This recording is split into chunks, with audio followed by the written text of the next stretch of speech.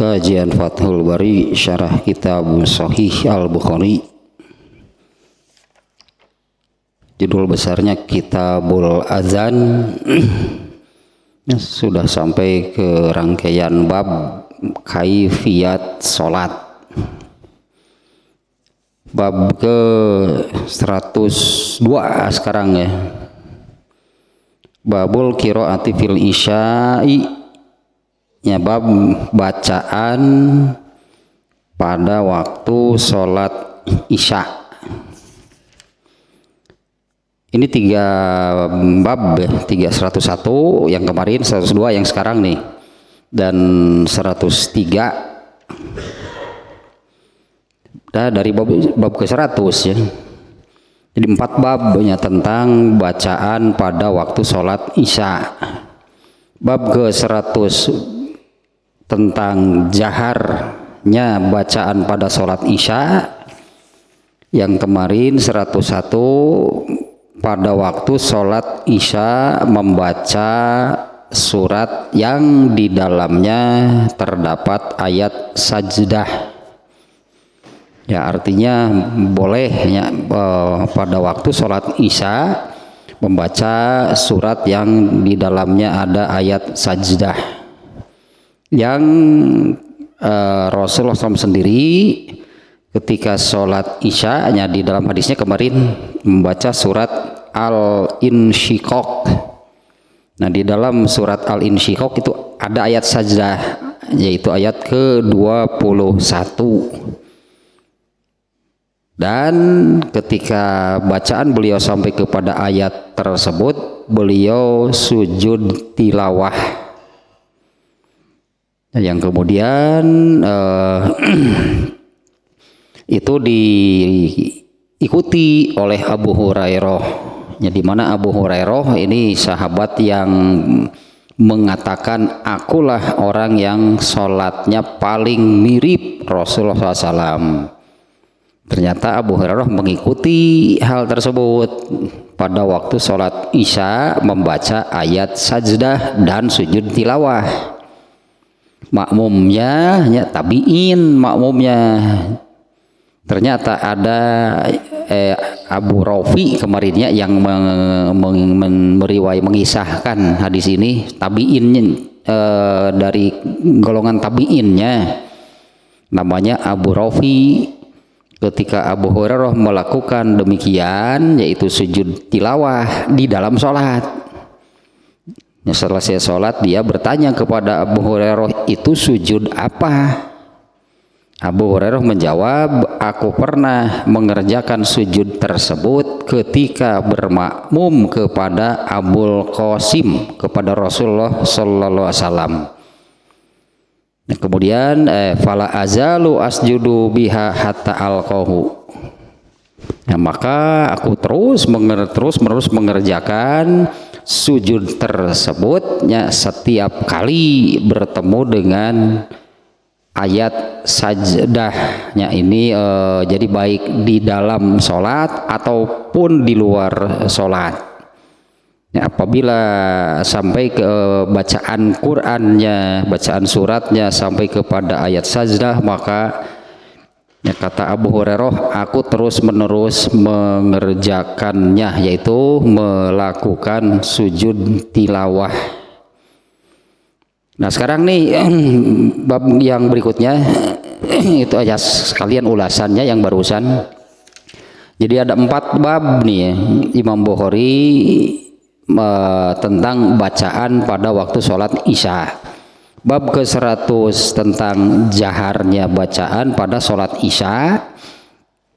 Yang bab ke 101 yaitu tentang membaca surat atau ayat yang terdapat ayat sajdah di dalamnya pada waktu sholat isya. Nah, kalau yang kemarinnya ini menunjukkan boleh, berarti ini Rasulullah SAW jelasnya mengerjakan hal yang demikian pada waktu sholat isya, membaca surat Al-Insyiqaq, dan beliau mengerjakan sujud tilawah itu di dalam sholatnya. Nah, sekarang yang bab ke 102, babul qiraati fil isya. Judulnya bab bacaan pada waktu sholat Isya. Ini bacaan secara umum berarti. Ya, bacaan pada waktu sholat Isya ini bacaan secara umum. Yang ini lebih ke kalau kita lihat lagi tadinya bab ke-100 tentang bab soal jaharnya. Bab ke-101 boleh membaca surat yang di dalamnya ada ayat sajdah. Nah, ya bab ke-102 ini lebih ke berapa panjang, itulah hanya berapa panjang, berapa banyak ayat atau ayat yang menjadi atau yang dibaca pada waktu sholat Isya. Kita baca dulu hadisnya nih ya. Anil Baro ibni Azibin radhiyallahu anhu qala sami'tu nabiyya sallallahu alaihi wasallam yaqra'u wattini wazaituni fil isya'i ma sami'tu ahadan ahsana sautan minhu aw qiraah. Nah, hadisnya demikiannya, cukup pendek nih redaksi hadisnya ya. Dari Al-Barra bin Azib, semoga Allah meridhoinya, ia berkata, aku mendengar Nabi Sallallahu Alaihi Wasallam membaca Wattini Wazaitun, ya, atau judul atau nama suratnya surat At-Tin. Ya, aku mendengar Nabi Sallallahu Alaihi Wasallam membaca surat At-Tin pada waktu sholat Isya. Nah, sampai di sana tentang bacaannya. Ini hanya satu lagi nih ya hadisnya yang dimasukkan oleh Imam Al-Bukhari dalam bab sekarang ini, hanya satu.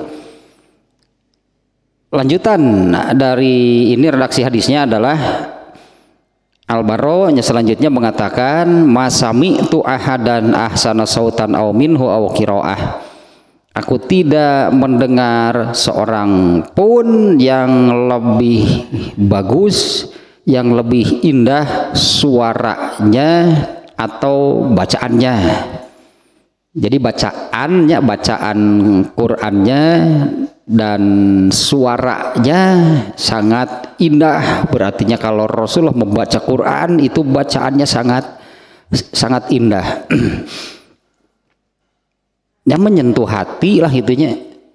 Nah, kita ini dulu nih, yang pertama nih. Ini dia kalau di bab ke-100-nya tentang bab jaharnya, ya tentang bab jaharnya di bab ke-101. Ternyata hadisnya itu sama dengan bab yang kemarin, yaitu tentang Abu Hurairah membaca surat Al-Insyiqaq.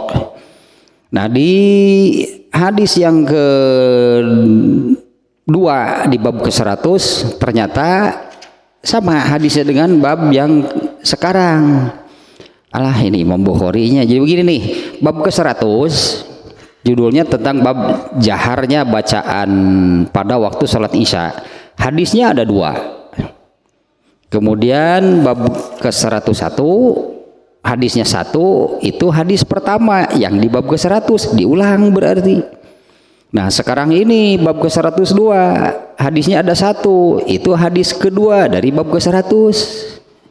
Jadi Imam Bukhari masuk ngalilir wae Imam Bukhari, aduh. Pada bab ke-100 ini tentang babul jahri fil isya, bab jahar pada waktu sholat Isya. 2 hadisnya menerangkan jahar, jelas menerangkan jahar. Yang pertama kan kata Abu Rafi, aku sholat bermakmum kepada Abu Hurairah. Dia membaca surat Al-Insyiqaq kemudian sujud. Artinya ini terdengar nih bacaannya. Kemudian hadis kedua, nah ya ini hadis yang sekarang ini sama. Kalau di ini Al-Barra mengatakan Nabi SAW membaca surat di salah satu Nabi membaca pada waktu sholat Isya. Ya, Nabi membaca pada waktu sholat Isya di salah satu rokaatnya membaca surat At-Tin. Tapi di bab ke-100 Al-Barra mengatakan Nabi membaca surat At-Tin pada sholat Isya itu karena fi safar, ketika Rasulullah SAW sholat Isya di waktu safar, artinya sholatnya dikosor, saat itu sholatnya dikosor. Membacanya ini surat At-Tin, pendek, artinya cukup pendek lah surat At-Tinnya untuk menjadi bacaan surat pada waktu sholat Isya itu cukup pendek. Surat At-Tin itu cukup pendek. Nah, di bab ke-100 hadis ini Al-Barra mengatakan bahwa Rasulullah membaca surat At-Tin itu pada waktu safar. Nah, karena memang secara keseluruhan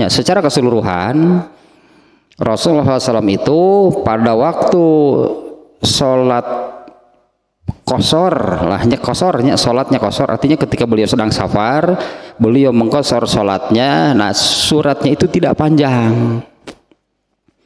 Jadi boleh disebutkan begini, sholatnya saja diringkas lah, kosor itu singkat, ringkas arti kosornya.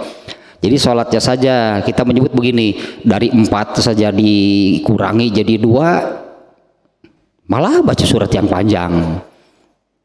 Nah, ternyata Rasulullah sendiri kalau ketika sholat kosor itu membaca suratnya itu yang pendek lahnya, karena sholatnya itu, anggaplah sholatnya itu memang dibikin ringkas, sholatnya itu dipendekkan, diringkas gitulahnya, kosor sebutannya. Dari 4 rakaat ditetapkan menjadi 2 sehingga lebih ringkas, lebih sedikit, maka baca suratnya pun tidak panjang. Nah, tapi di hadis pada bab sekarang inilah Imam Bukhari itunya. Pada waktu hadis ini pada bab ke-100 itu yang dimunculkan dari hadis ini adalah soal jaharnya. Jadi tidak memperhatikan apa surat yang dibacanya, itu tidak jadi, ya artinya surat apapun sama saja, karena di bab ke-100 itu yang dimunculkan itu adalah soal jaharnya pada waktu sholat Isya. Kemudian di bab ke-100 itu juga disebutkan Rasulullah SAW membaca surat At-Tin itu pada waktu safar.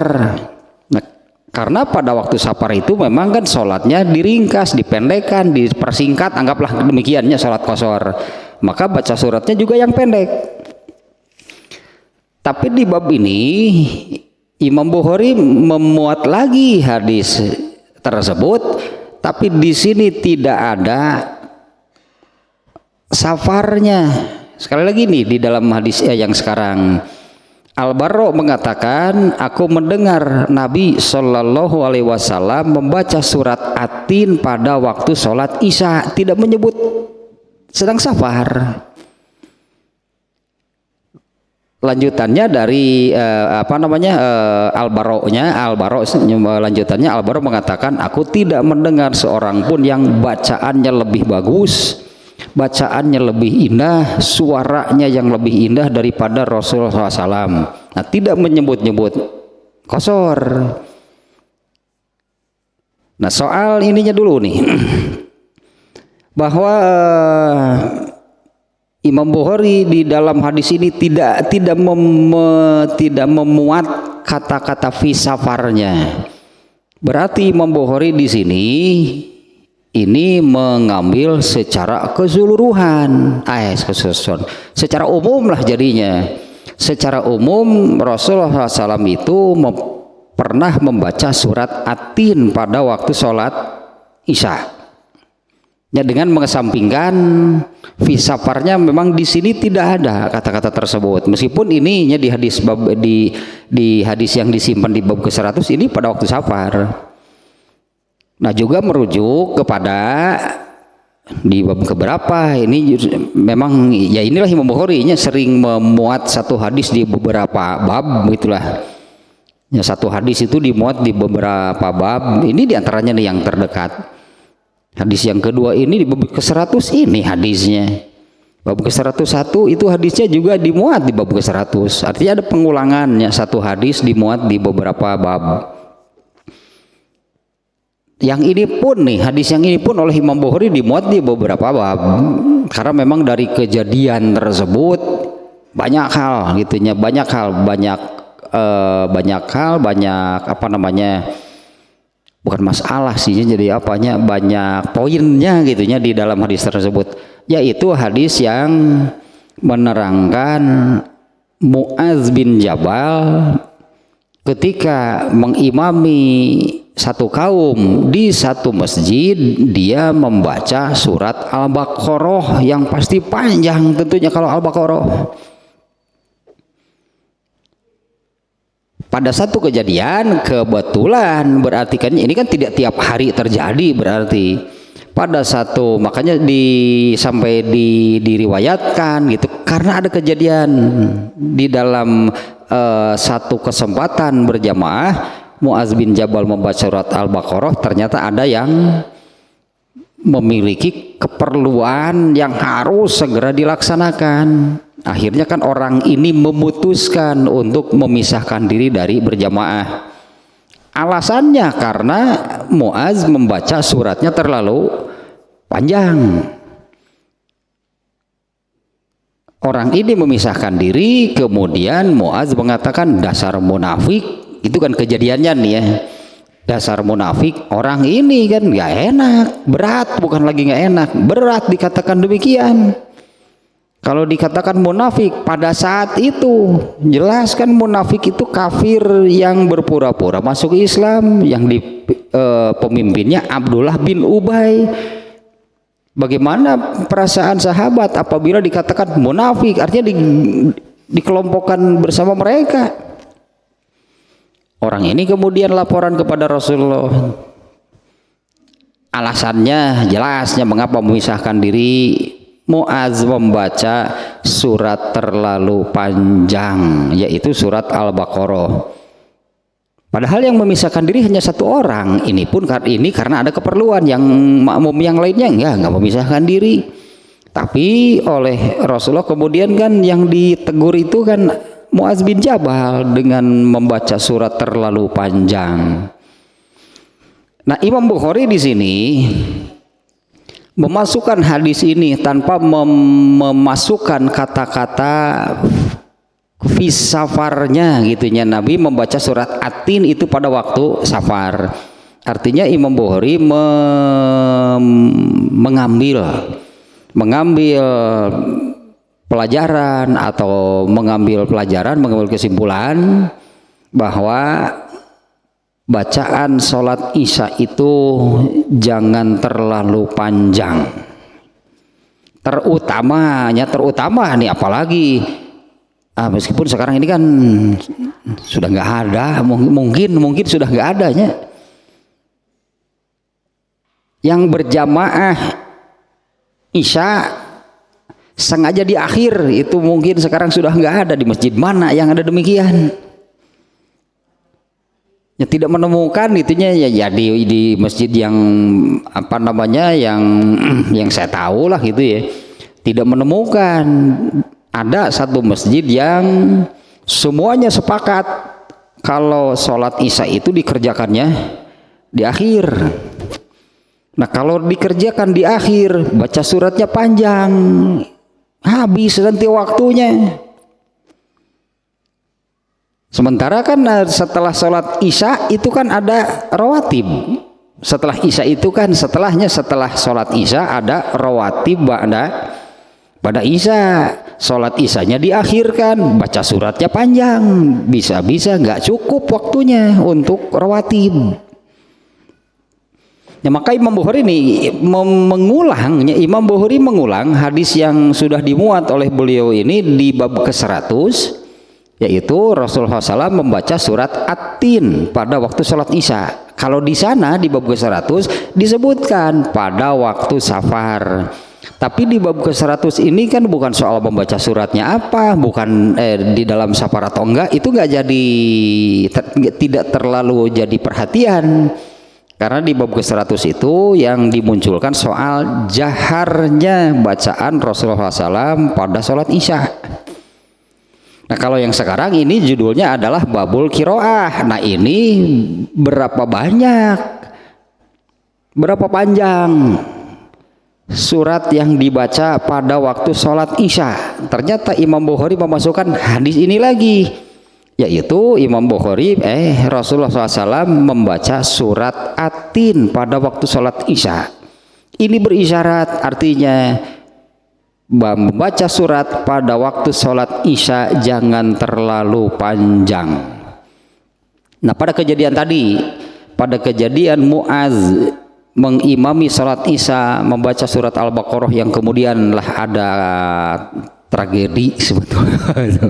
Itu tragedi sebetulnya kalau ada makmum sampai memisahkan diri lalu melanjutkan sholatnya sendirian, itu tragedi untuk Islam. Makanya pantasnya kalau teguran Rasulullah SAW kepada Muaz, Fattanun anta, kamu mau membuat kerusakannya, itu tragedi berarti kan untuk Islam. Apa kamu mau membuat kerusakan? Ngacaukeun maneh mah cerita eta teh musingkeun. Ngacaukeun maneh itu tuh artinya ini sampai terjadi seperti ini. Ada yang memisahkan diri, rusak berjamaah kalau demikian. Fattanun teh merusak gitunya, rusak kalau demikian berjamaah ini jadi rusak sampai ada makmum yang memisahkan diri. Kenapa terjadi demikian? Muaz membaca surat terlalu panjang. Nah di dalam kejadian tersebut kemudian Rasulullah menyebutkan, nah padahal baca surat Al-Lail kayak Asyams. Nah Rasulullah itu mengarahkan lah gitunya. Baca surat itu juga artinya baca surat itu pun sudah cukup panjang, berarti lahnya baca surat sekitar yang jumlah ayatnya sekian. Kalau dibaca itu mungkin berapa menit lah. Al-Lail, Asyamsnya Rasulullah mengarahkan ke sana. Al-Baqarah tuh kira-kira tuh kira-kira Al-Baqarah. Apalagi tadinya kalau sholat Isyanya dikerjakan di akhir baca Al-Baqarah bablas, nanti artinya akan sholat ini akan belum selesai ketika waktunya sudah habis, sisanya berarti kan jadi di luar waktunya.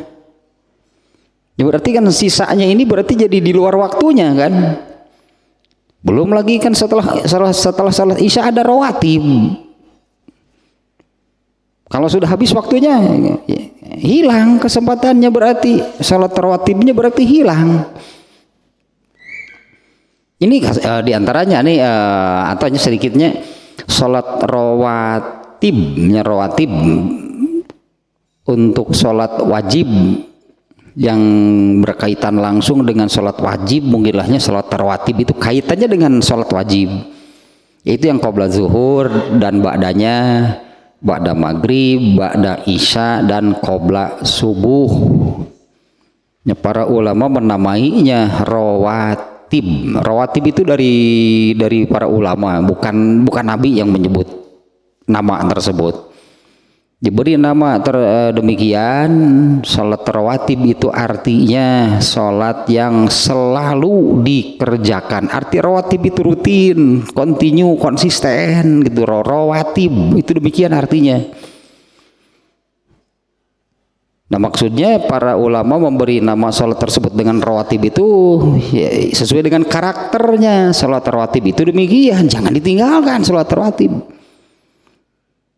Nah kalau sholat Isyanya tadi, sholat Isya diakhirkan, baca suratnya panjang, bisa jadi sholat Isyanya belum selesai, waktunya sudah habis di tengah. Kapan bisa rawatib? Waktunya sudah nggak ada. Ini pernah terjadi ya tentang rawatib ini ya. Ini pernah terjadi ketika selesai berjamaah sholat zuhur. Di satu hadis riwayat Muslim, riwayat siapanya yang Aisyah menerangkan Rasulullah itu sholat qobla zuhur di rumah. Ini Aisyah menerangkannya di rumah Aisyah. 4 rakaat, kemudian berjamaah sholat zuhur, lalu pulang, kemudian sholat rawatib 2 rakaat. Kemudian sholat maghrib, setelah sholat maghrib beliau pulang dan sholat rawatib 2 rakaat di rumah, intinya di rumah. Sholat isya juga demikian, sholat subuh juga demikian. Nah, pada satu kesempatan Rasulullah itu kan pernah, ini bukan seringnya, pernah hanya sekali-kalinya, hanya 1 kali. Selesai mengerjakan sholat zuhur, seperti kata Aisyah tadinya, biasanya pulang. Kayak geranya hadisnya ini lebar dah. Nubi tah hadis yang menerangkan kitu tah Rasulullah SAW mengerjakan sholat rawatib yang biasa Rasulullah SAW kerjakan itu seperti apa. Kayaknya gitu hadisnya ya. Sebentar nih ya, ini saya baca terjemahnya saja nih. Dari Aisyah, dia ditanya tentang sholat Rasulullah SAW, maksudnya sholat sunatnya.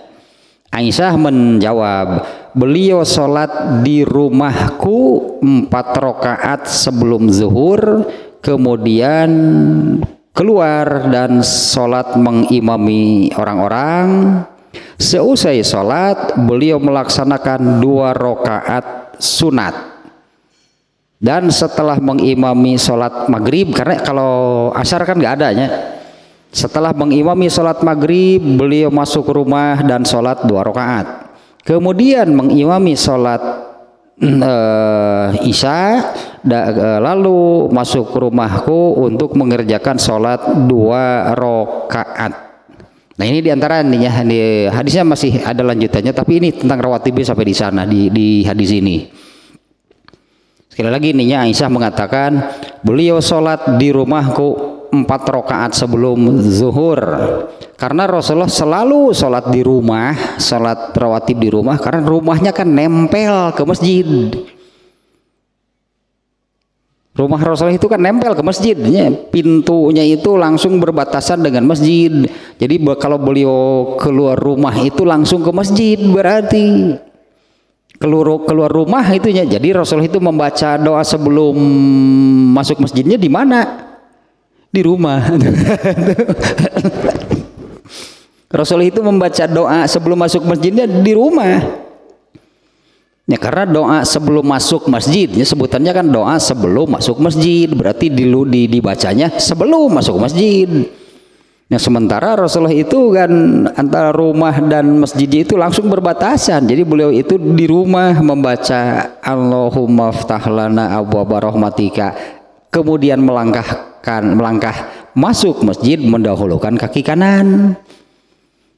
Nah, beliau sholatnya seperti ini, sholat qabla zuhur 4 rakaat di rumahnya, kemudian keluar mengimami orang-orang. Setelah selesai beliau melaksanakan 2 rakaat pada subuh pada zuhur ya.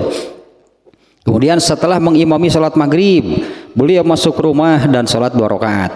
Kemudian mengimami para sahabat sholat isya dan kemudian masuk rumah dan mengerjakan sholat 2 rakaat. Nah, ini rawatib. Nah, kalau sholat isyanya diakhirkan baca suratnya panjang, habis nanti waktunya, jangan-jangan atau kalau demikian ya bisa seperti ini, masih mengerjakan sholat isya ternyata waktunya habis. Jadi sebagian sholat isyanya berarti dikerjakannya di luar waktu sholat. Nah, ini statusnya bagaimana? Karena ini dikerjakannya di luar waktu sholat. Kalau kembali kepada ayat tentang waktu sholat, yaitu di surat An-Nisa ayat 103. Allah bener tuh menyebutkan ayatnya di surat An-Nisa 103. Itu yang malah di beberapa masjidnya, di beberapa masjid saya lihat ayat tersebut itu dijadikan kaligrafi besar itu di atas itunya ayat Itu yang ayat auzubillahi minasyaitonirrajim. Yang ini nih, innas sholata kanat alal mu'minina kitabam mauquta. Sesungguhnya sholat itu bagi orang-orang yang beriman adalah kewajiban yang sudah ditetapkan waktunya. Artinya sholat apapun harus dikerjakan pada waktunya.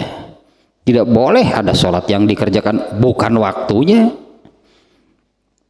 Tidak bolehnya ada sholat yang dikerjakan bukan waktunya. Itu ayatnya, itu umum itunya, terutama yang wajib tentunya ya. Itu umum, semua sholat itu harus waktunya. Tapi alah iya tah bahaya besar nih. Rasulullah SAW pernah pada waktu pulang perang Tabuk kalau nggak salahnya, pada waktu pulang perang lah kalau nggak salah, perang Tabuknya. Pada waktu pulang perang itu mengadakan pulang melakukan perjalanan ya, siang malam lah melakukan perjalanannya.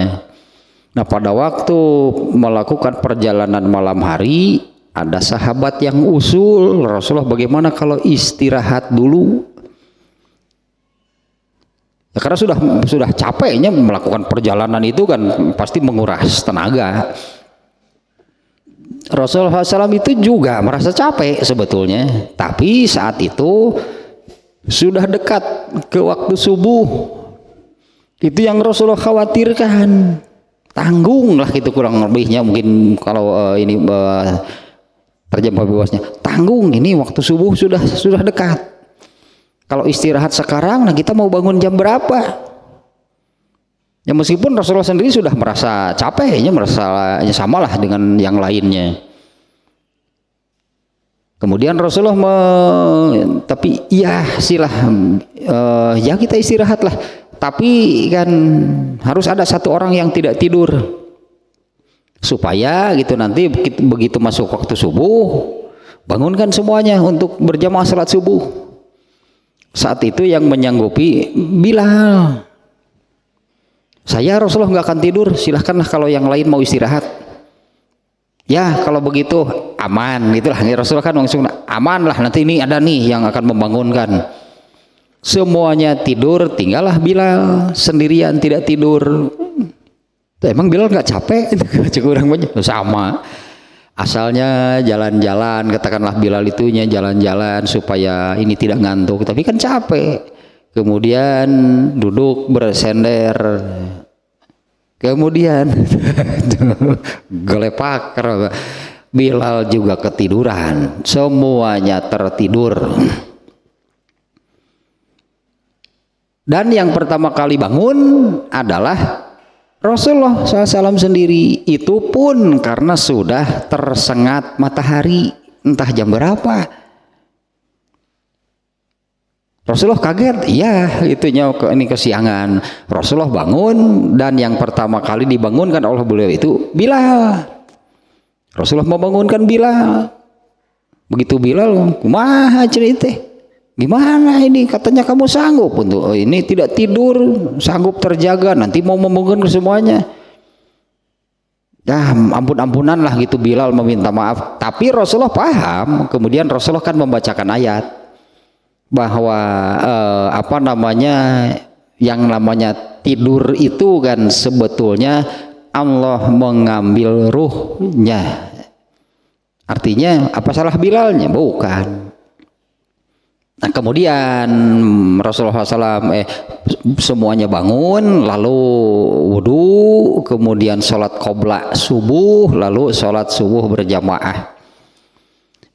Ini yang saya katakan ini jadi bahaya besar nih. Kenapa hadis ini jadi dijadikan dalil untuk jadi seperti ini isinya? Karena yang saya lihat nih, hadis ini dijadikan dalil untuk orang sepertinya bebas untuk kesiangan tiap hari juga. Kan Rasul juga pernah sholat lain kudu unggal poe atuh. Itu Allah, katakan itu Allah yang mengkondisikan demikian, supaya kalau terjadi demikian harus bagaimana? Ya sholatlah seperti biasanya. Ya sholatlah seperti biasanya. Makanya di dalam hadis itu diterangkan sampai ketika semuanya sudah bangun, kemudian Rasulullah memerintahkan, ayo semuanya wudhu. Semuanya wudhu, kemudian qobla subuh.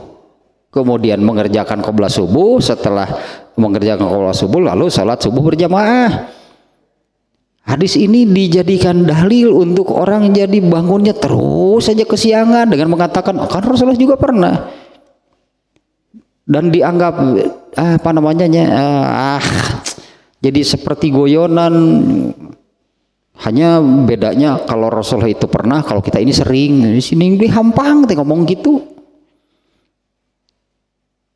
Insyaallah dijadikan pembenaran, artinya kan untuk sering dan terus menerus demikian, berang deui di luar waktu sebetulnya kan, di luar waktu lagi mengerjakan salat subuhnya, apa jadi demikian. Dan kenapa Rasulullah kesiangan? Kan jelas kan kronologi sebelumnya seperti apa? Pulang perang, melakukan perjalanan siang malam, Tabuk, tekan berapa? Tabuk itu 800 sekian kilometer, perjalanan berapa lama? Mengalami kejadian sekali ini lalu dinyatalah dijadikan dalil. Jadi soalnya gitulah ya mahnya, ada saya mendengar gitu, ada yang menyampaikan dengan beda nanti ari Rasulullah mah pernah, orang mah sering, tapi jadi benar, jadi biasa dan menjadi benar kalau sering demikian. Tetap dalil, oh Rasulullah juga pernah. Di luar waktu normal.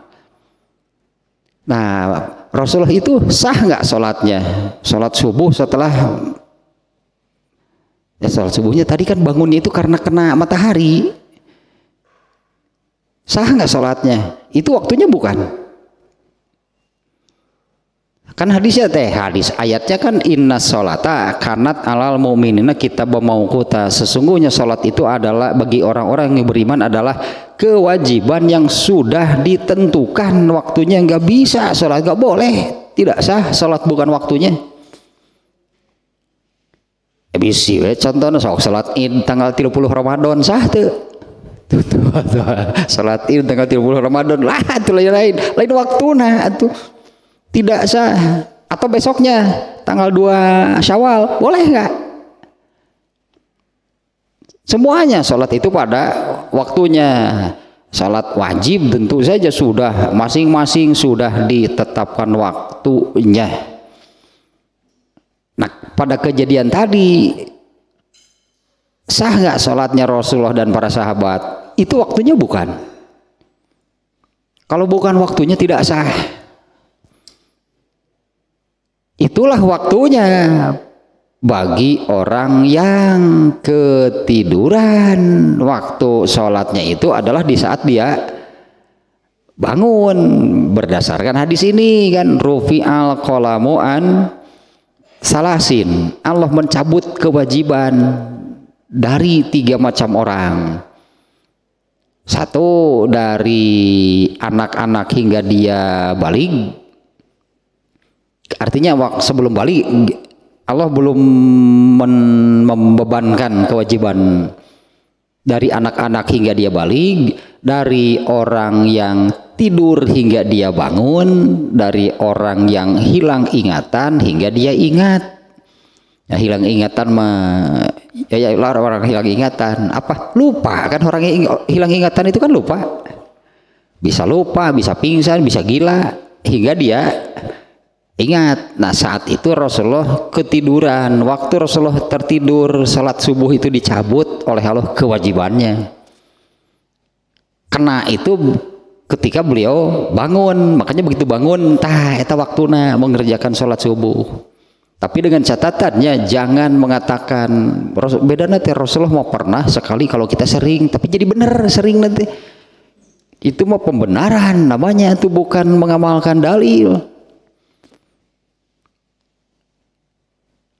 tidak boleh sholat bukan pada waktunya. Nah, rawatib juga sama, apalagi yang wajibnya.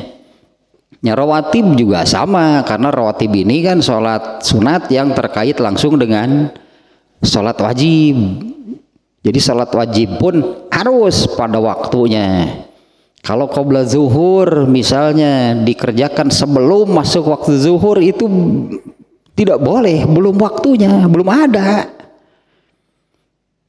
Kalau azan zuhur jam 12 misalnya, sholat qabla zuhurnya jam 12 kurang 10 menit misalnya, belum waktunya, ini tidak boleh. Rasulullah pernah sholat yang ini kan seperti yang tadi kayaknya ba'da zuhur itu pulang sholat ba'da zuhur di rumahnya. Sekali waktu Rasulullah SAW pernah setelah sholat zuhur datang rombongan orang yang membawa zakat infak sodakoh lah gitu, dengan dalam jumlah yang cukup banyak, sehingga Rasulullah tidak sempat pulang dulu, langsunglah disibukkannya dengan urusan itu zakat infak sodakoh. Ternyata dengan kesibukan itu tidak terasa masuk waktu asar. Kemudian sholat berjamaah, Rasul sendiri dan sendirian itu. Beliau mengerjakan ba'da zuhur yang tidak sempat dikerjakan pada waktunya, dikerjakan pada asar. Para sahabat bertanya, Rasulullah, boleh nggak kami melakukan demikian apabila mengalami hal yang sama? Artinya ba'da zuhur dikerjakan pada asarnya karena ada alasan apalah gitu sehingga tidak sempat. Rasulullah mengatakan tidak boleh, angerta, harus pada waktunya. Kembali ke sini nih. Jadi di sini Imam Bukhari memasukkan hadis yang sama dengan hadis yang di bab ke-100 yang isinya menerangkan Al-Barra bin Azib mengatakan, aku mendengar Rasulullah SAW membaca surat At-Tin pada waktu sholat Isya. Kalau di bab ke-100 disebutkan Rasulullah membaca surat tersebut itu ketika sedang safar. Kalau di sini tidak ada kata safar, meskipun ini pasti sedang safar kejadiannya. Tapi Imam Bukhari di sini berisyarat bahwa membaca surat pada waktu sholat Isya itu jangan terlalu panjang. Apalagi dengan kejadian yang dialami oleh Muaz yang membaca surat Al-Baqarah hingga ada makmum yang memisahkan diri, itu tragedi untuk Islam, itulah itu tragedi. Jangan dianggap enteng masalahnya kejadian tersebut. Karena kejadiannya kan Muaz sampai mengatakan dasar munafik, besar urusannya kalau sudah menyebut-nyebut munafik itu di dalam Islam. Dan ternyata orangnya kan mengadu kepada Rasulullah setelah dikonfirmasi, diklarifikasi, ternyata kesalahan ada pada Muaz saat itu, karena yaitu membaca suratnya terlalu panjang. Nah, maka oleh Imam Bukhari dipendekkan itu bacaan pada waktu sholat Isya itu, membaca surat kurang lebih surat seperti inilah, surat At-Tin. Jumlah ayatnya sedikit dan ayat-ayatnya pun tidak terlalu panjang. Ininya intinya di bab ke-102 ini judulnya Babul Qiraati fil Isya. Bab bacaan pada waktu sholat Isya. Di bab ini Imam Bukhari lebih ke kadar atau berapa panjang, berapa banyaknya surat yang dibaca pada waktu sholat Isya. Intinya jangan terlalu panjang. Apalagi tadi tanya apalagi, karena ini memang Rasulullah sendiri dengan para sahabat sering. Kalau Rasulullah dan para sahabat sering mengakhirkan sholat Isya, karena untuk sholat Isya itu waktu terbaiknya adalah diakhirkan, dengan catatan tapi kannya diakhirkan itu berjamaahnya tetap Jangan masing-masing orang mengatakan, nah kan sholat isya lebih baik di akhir, orang lain berjamaah di masjid di awal, dia sendirian, kan lebih baik di akhir. Bukan begitu, yang lebih prakteknya yang mengerjakan sholat isya itu lebih baik diakhirkan. Kalau mau sepakat berarti antara imam dan makmumnya bersepakat, nanti saja sholat isyanya diakhirkan. Andai seperti ini misalnya azan azan isya, imamnya ada, artinya imamnya ada, makmumnya ada. Beres azan, tok ngobrol, nego lah gitu antara imam dan makmum. Bagaimana kalau kita akhirkan saja? Sepakat mereka, ya nanti diakhirkan. Di antaranya ini pernah terjadi karena Rasulullah sendiri tadinya lebih suka mengakhirkan sholat isya. Beliau sendiri ini yang menyabdakan seperti ini nih. Laula an asyqa ala ummati la akhartul isya'a ila nisfil lail. Kalau saja tidak memberatkan umatku, aku lebih suka gitulah. Aku lebih suka aku akan akhirkan sholat isya itu hingga tengah malam. Nah prakteknya bagaimana gitu ya, Rasulullah menyabdakan demikian, itu prakteknya bagaimana? Nah prakteknya seperti ini yang dipraktekkan, artinya yang dijalankan oleh Rasulullah SAW. Bilal azan tetap di awal, karena Rasulullah mengakhirkan sholat itu tidak setiap hari, itu tergantung dari kondisi makmum. Apabila makmumnya ada yang tua lah gitunya, ada yang tua, ada anak-anak, yang Rasulullah menyimpulkan bahwa ini tidak mungkin untuk diakhirkan, maka Rasulullah akan keluar saja di awal waktu kemudian berjamaah. Nah, apabila makmumnya yang akan berjamaah itu menurut pandangan Rasulullah SAW, nah ini memungkinkan untuk diakhirkan. Rasulullah lebih suka mengakhirkan. Nah pada satu kejadian nih, Anas bin Malik nih yang menceritakan hadis ini nih. Anas bin Malik menerangkan seperti biasanya para sahabat itu kalau waktu sholat isya datang di awal ke masjid. Ternyata Rasulullah SAW tidak juga keluar masjid, tidak juga datang ke masjidnya, tidak juga keluar dari rumah, tidak juga datang ke masjid. Para sahabat ini nunggu di masjid, bahkan ada yang ketiduran. Anas bin Malik mengatakan bahkan aku mendengar dengan jelas gitunya, di antara yang tertidur itu bahkan ada yang sampai mendengkur. Nah apabila sudah mendekati akhir, maka Rasulullah akan datang kemudian berjamaah dilakukan. Jadi sekali lagi nih yang banyak sih yang sudah tahu ya, banyak yang sudah tahu kalau sholat isya itu lebih baik diakhirkan, tapi jangan seperti ini prakteknya. Di masjid itu sholat berjamaah di awal, lalu ada seseorang sendirian itu, mana nanti saja sholat isya kan lebih baik diakhirkan, lalu dia mengerjakannya sendirian di rumah lagi. Nah bukan seperti ini. Kalau mau bersepakat seperti Rasulullah SAW mempraktekannya demikian. Ini yang nggak ada mungkinnya, karena kebanyakan justru kan sekitar pada isyanya selesai berjamaah pada isya dikunci masjid. Masjid sudah dikunci. Kenapa? Ya memang nggak pernah ada gitu kan, nggak pernah dikerjakan. Sholat berjamaah isya itu diakhirkan, nggak melihat gitunya di masjid-masjid sekarang. Sehingga nah ini juga nih kaitannya ya.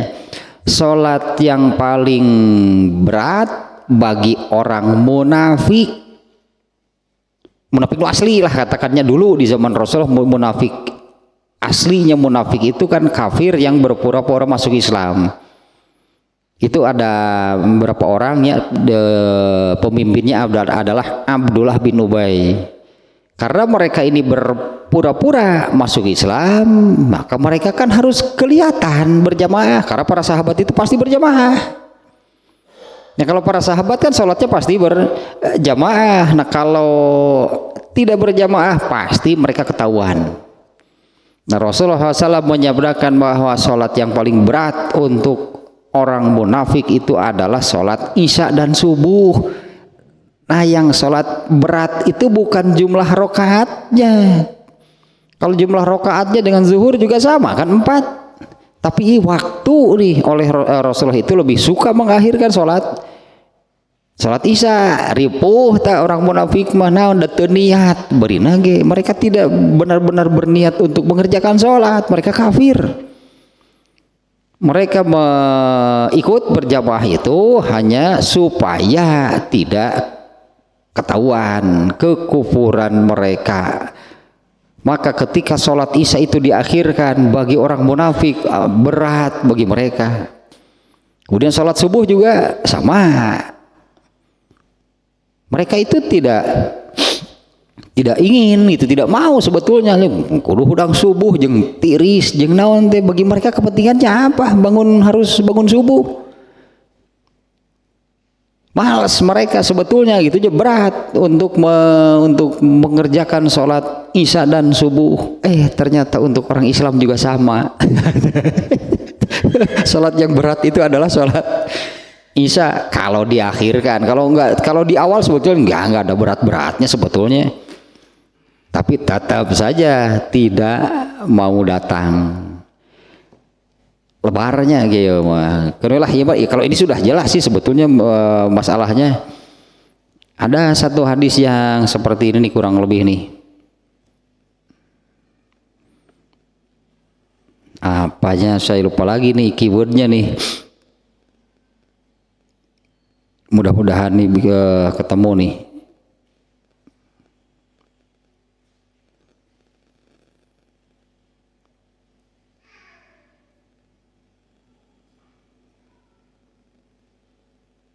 Nah ini nih, di hadis yang ini ternyata nih Nabi SAW bersabda, demi zat yang jiwaku berada di tangannya, sungguh aku ingin memerintahkan seseorang untuk mengumpulkan kayu bakar. Kemudian aku perintahkan seseorang untuk azan, dan aku perintahkan seseorang untuk memimpin orang-orang sholat.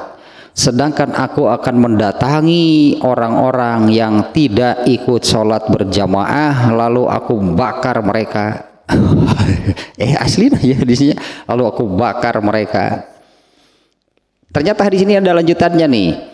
Demi zat yang jiwaku berada di tangannya, seandainya seseorang di antara kalian mengetahui bahwa di antara kalian bahwa ia akan memperoleh potongan daging besar atau 2 potong daging besar, pasti mereka akan mengikuti sholat isya berjamaah. Ini luar biasanya sindiran dari Rasulullah. Berjamaah isya kayak diberi 100.000 pasti datang. Padahal Allah menjanjikan apa? Gitu ya tehnya. Padahal coba Allah menjanjikan apa kalau ikut sholat berjamaah isya? Dengan hadis lainnya, andai emang disembunyikan oleh Rasulullah, tidak dijelaskan, tapi ini menunjukkan betapa besar artinya yang akan didapat oleh orang yang sholat isya berjamaah. Andai orang-orang tahu keistimewaan, keutamaan, pahala besar yang ada pada sholat isya dan subuh, pasti mereka akan datang meskipun harus merangkak. Merangkak artinya kan tidak bisa jalan kan? Ya tidak bisa jalan teh, geus teu bisa lempang gitu tah, tapi tidak mau ketinggalan, tidak kebagian keutamaan, keistimewaan dan pahala besar yang ada pada sholat isya dan subuh, pasti datang meskipun harus merangkak. Itu sindiran berat ya, sindirannya berat gitu sih. Ini hadis ini sampai mengatakan seperti ini nih. Demi zat yang jiwaku berada di tangannya, seandainya seseorang di antara kalian, atau apabilanya, andai, ya itulah bahasanya, seandainya seorang di antara kalian mengetahui bahwa ia akan mendapatkan daging yang besar atau 2 potong daging besar, pasti mereka akan mengikuti salat isya berjamaah. Ini kan sindiran dari Rasulullah. Mau dibitaku daging menggeresok kayak diberi daging sakarung, datang lah salat isya berjamaah teh. Ya anggaplah artinya dengan sesuatu yang apa namanya keduniaan maksudnya. Kok mau sih gana labun kieu mah. Andai lamun seseorang berjamaah salat isya panjang umur sia geura. Wah, darah ratang. Nah, penarbung pae. Penjelma arbung pae. Wah, datang panjang umur ya ku salat isya mah. Ini sindirannya kalau diiming-imingi dengan sesuatunya berarti sesuatu yang apa namanya keduniaan lah anggapnya. Kalau diiming-imingi dengan barang siapa yang sholat isya, ini pernah terjadi ternyata ya sampai jadi berita di Jambi itu kalau nggak salah. Sholat subuh nih, untuk sholat subuh, kalau sholat subuhnya yang selalu hadir dalam durasi waktu berapa gitulah, nanti diundi dapat Innova baru, bener darah ratang tuh, bener darah ratang sholat subuh, dan ada pemenangnya. Memang banyak sihnya yang ada yang gugur tengah jalan, ada baru 2 hari nih kopir geningan udang subuh teh aing mah bayah teu menang mobil ge aya nu kitu. Ada yang baru seminggu gugur, ada beberapa orang yang bertahannya dengan waktu yang ditetapkan oleh panitia. Alah panitia jadi aya panitia salat subuh teh ada yang berhasil. Nah, apa mau mengerjakan sholat subuh itu harus dengan iming-iming yang demikian? Sholat isya dan subuhnya yang Rasulullah menyebutkan sholat yang berat untuk orang munafik, yaitu sholat isya dan subuh. Tapi kan meraksakan kan maranehna, karena mereka takut ketahuan bahwa mereka munafik. Memaksakan diri meskipun berat lah tadinya berat. Kalau sholat isya harus jam 10:30 gitu ke masjid, korea mau dicek jam munafik teh sebenarnya mah. Tapi kan memaksakan diri. Ari orang Islam nih embung memaksakan diri itu teh munafik acan. Orang Islam malah tidak memaksakan diri untuk datang. Orang munafik saja memaksakan diri, apapun lah alasannya sebutnya, tapi mereka memaksakan diri. Berat untuk mengerjakan sholat isya yang diakhirkan oleh Rasulullah. Kemudian sholat subuh itu kan yang mana mau mereka. Tapi mereka memaksakan diri. Motivasinya mereka memaksakan diri itu karena takut ketahuan mereka munafik. Ya begitu nama memaksakan diri, mereka tetap mau datang. Nah, orang Islam ada eleh ke munafik, jadi itu munafik acan urang judul itu orang Islam memaksakan diri itu. Padahal dengan iming-iming seperti tadinya, dengan ini sindirannya luar biasa. Kalau dikatakan nanti akan dapat 2 potong daging besar, pasti mau datang. Ternyata kejadian. Kalau sholat berjamaah, sholat isya dapat cashback, dapat diberi misalnya satu orang 100.000, asik aku sakit itu naik, gersok mau datang. Kalau berjamaah sholat isya maka dapat amplop itulah, dapat uang 100.000, datang gersok. Kalau sholat subuh ya sampai gocap lah gitu loh.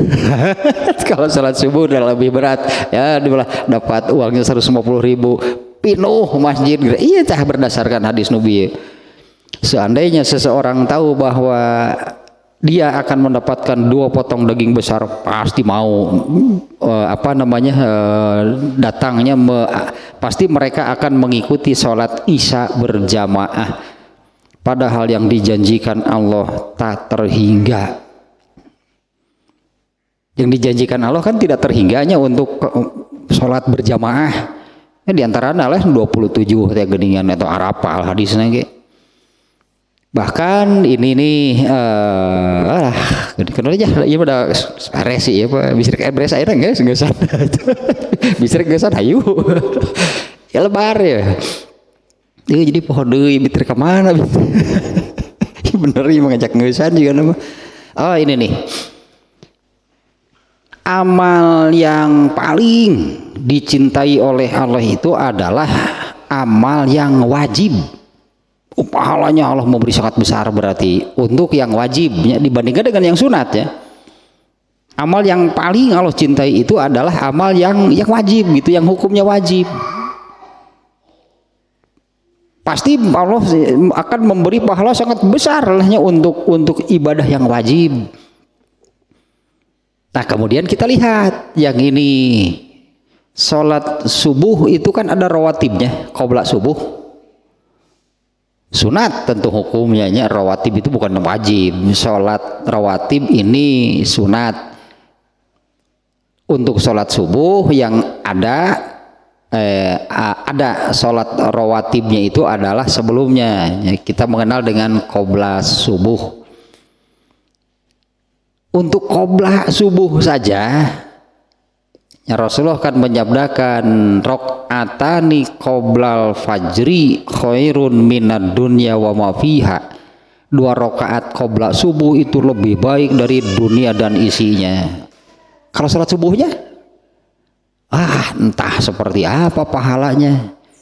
Tapi orang-orang kan lebih tertarik sok salat subuh lumayan sampai gocap mun ku eta datang biar ge 150.000 datang ku 150.000 mah padahal qabla subuhnya saja kan itu lebih bernilai, lebih besar, lebih banyak itulah dari dunia dan isinya. 150.000 sakumaha. Nggak ada yang memaksakan diri padahal qabla subuhnya saja nilainya demikian, apalagi sholat subuhnya. Tapi tetap iya sih, makanya ini sindiran keras ini dari Rasulullah SAW. Mau dibita ku duit magera sok kakara daratang jelema teh. Padahal Allah menjanjikan apa? Kalau gitunya melaksanakannya itu karena memang taat kepada Allah, Allah pasti akan memberi pahala dan pahala dari Allah. Salat subuh dan salat isya sebesar apa pahalanya? Talah ianya supaya kita punya perbandingan saja.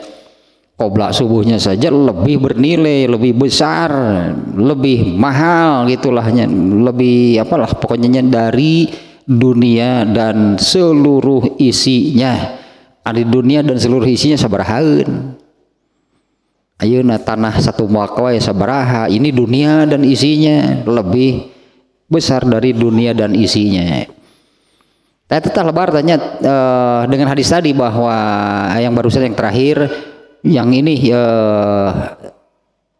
amal yang paling itu Allah cintai itu adalah amal yang wajib, artinya ya tetap yang harus paling diperhatikan, paling diutamakan adalah yang wajib, dan tentu pahalanya itu jauh lebih besar daripada yang sunat. Sementara qabla subuh saja yang sunat seperti itu pahalanya, yang wajibnya seperti apa tak terhingga sebetulnya. Itu paraksakeun eleh ku munafik makalah dengan orang-orang munafik. Mereka memaksakan diri ikut isya berjamaah, ikut subuh berjamaah meskipun bagi mereka sangat berat. Bagi mereka akan tetap berat karena mereka sebetulnya tidak mau, mereka sebetulnya kufur. Kalau bagi orang Islam kan mestinya dengan perasaan gembira karena pasti dibayar, gitulah, pasti dibayar pekerjaan itu oleh Allah dengan bayaran yang tak terhingga. Malah tidak memaksakan diri, ada racuh hari-hari. Dan kembali ke sini yang terakhirnya, yang terakhir dengan hadisnya, karena ini hadisnya hanya satu dan juga sudah.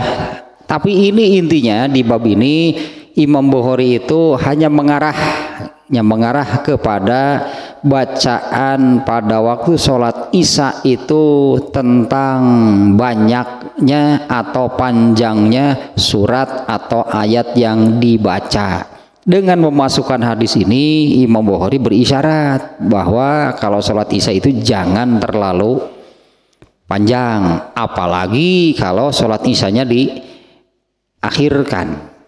Seperti tadi lah masalahnya tentunya, karena kalau sholatnya Isyanya diakhirkan, baca suratnya panjang, nanti malah sebagian rokaatnya sudah di luar waktunya karena waktu sholat Isyanya habis. Rasulullah sering dan lebih suka mengakhirkan sholat Isya, tentu dengan perhitungan rawatibnya juga keburu, pastinya rawatibnya juga pasti bisa dikerjakan.